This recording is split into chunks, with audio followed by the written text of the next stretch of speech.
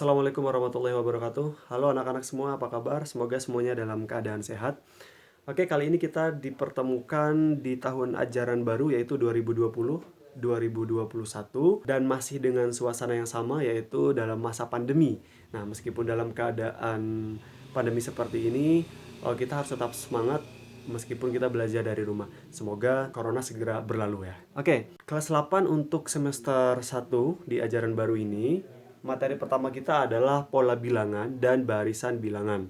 Nah, kita akan membahas yang pertama dulu, yaitu pola bilangan. Nah, apa sih yang dimaksud dengan pola bilangan?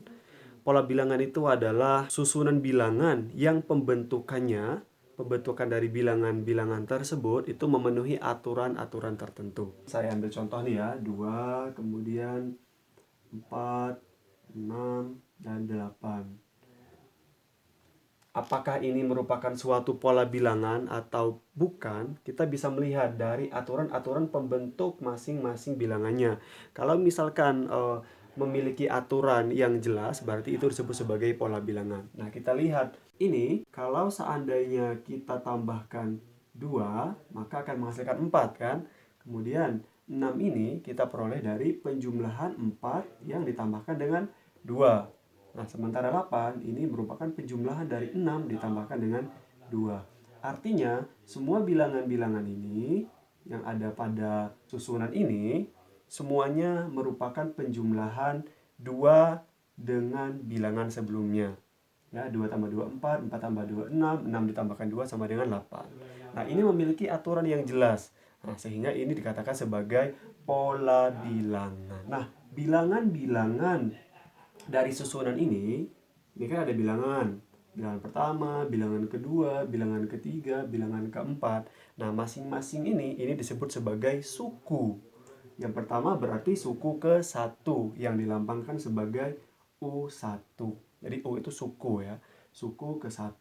Yang ini suku kedua, yang ini suku ketiga, yang ini merupakan suku ke-4.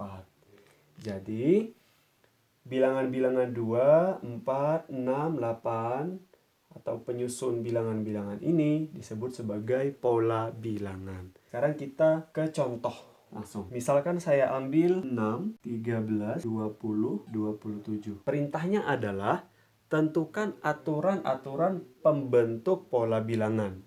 Ya, yang pertama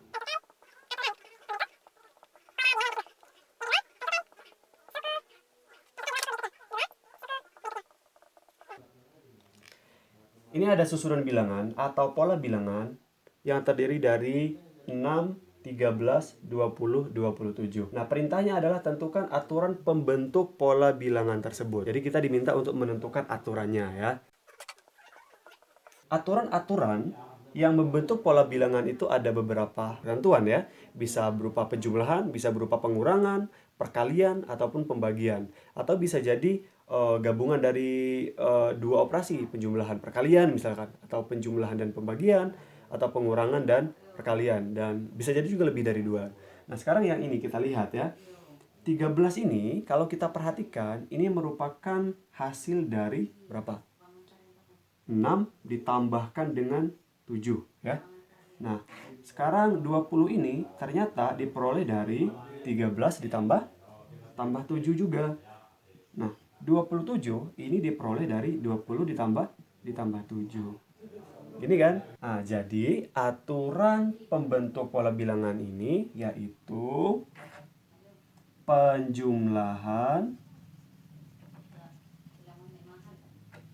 suku sebelumnya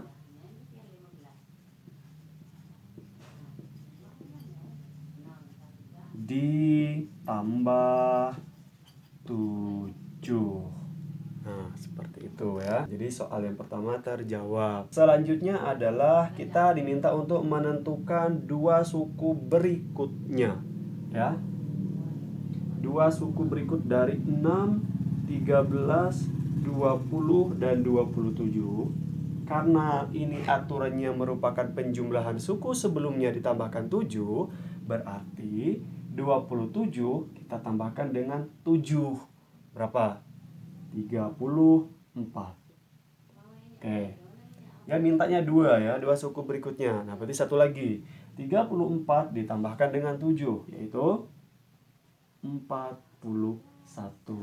Nah, ini dua suku berikutnya.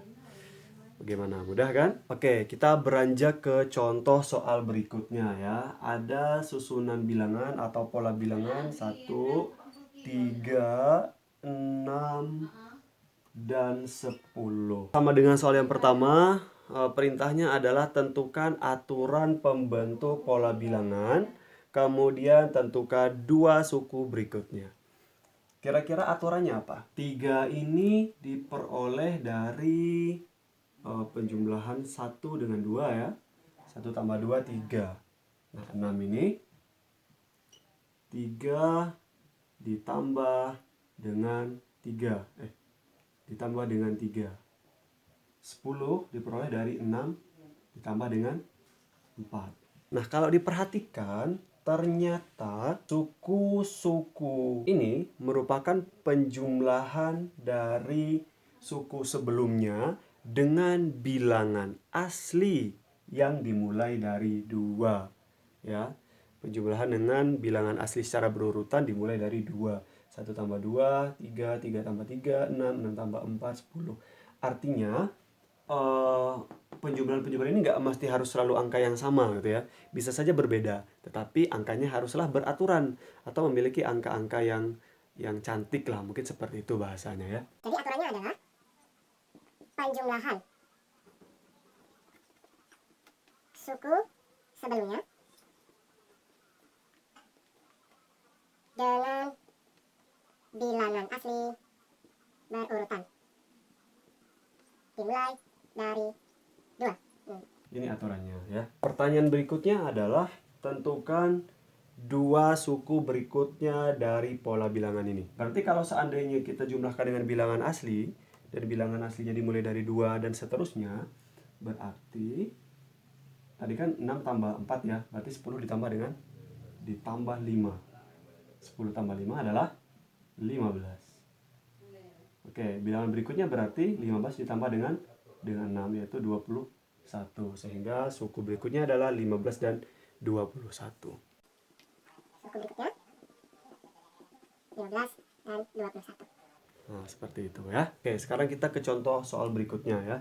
1, 4, 9, dan 16. 1, 4, 9, 16. Pertanyaannya adalah tentukan suku berikutnya. Jadi ini berapa isinya gitu ya. Nah, kita lihat dulu aturannya. 4 ini diperoleh dari 1 ditambahkan 3 ya. 4. Oke, 9 ini diperoleh dari 4 ditambah 5. 16 ini diperoleh dari 9 tambahkan 7. Nah, kalau diperhatikan, penjumlahan suku sebelumnya ditambahkan dengan bilangan apa ini? 3, 5, 7. Sama nggak? Ternyata nggak sama ya, berbeda-beda. Tapi ini memiliki aturan yang sangat jelas gitu. Lihat, 3, 5, 7. Ini merupakan suatu bilangan ganjil ya. Bilangan ganjil tentunya bilangan bulat positif. Artinya, suku-suku berikutnya itu merupakan penjumlahan dari bilangan-bilangan ganjil berurutan yang dimulai dari 3. Berarti 16 ini kalau kita tambahkan bilangan ganjil setelah 7 yaitu 9 ya. Nah, 16 ditambahkan dengan 9 yaitu 25. Nah, pertanyaannya tentukan lagi misalkan suku berikutnya. Berarti kita tambahkan 25 ini dengan bilangan ganjil setelah 9 yaitu 11. Jadi 25 tambah 11 sama dengan 36. Nah, gitu ya. Oke anak-anak, kita berlanjut ke contoh soal berikutnya. Perhatikan di sini ada noktah-noktah ya yang membentuk gambar seperti berikut ini atau konfigurasi berikut ini. Kalian perhatikan, clue-nya adalah atau perintahnya tuliskan banyaknya noktah untuk setiap pola bilangan di atas. Jadi diminta menentukan masing-masing pola ini atau masing-masing katakan suku misalkan ya. Ini ada berapa banyak noktahnya gitu. Yang pertama, kita hitung 1, 2, 3. Ada 3.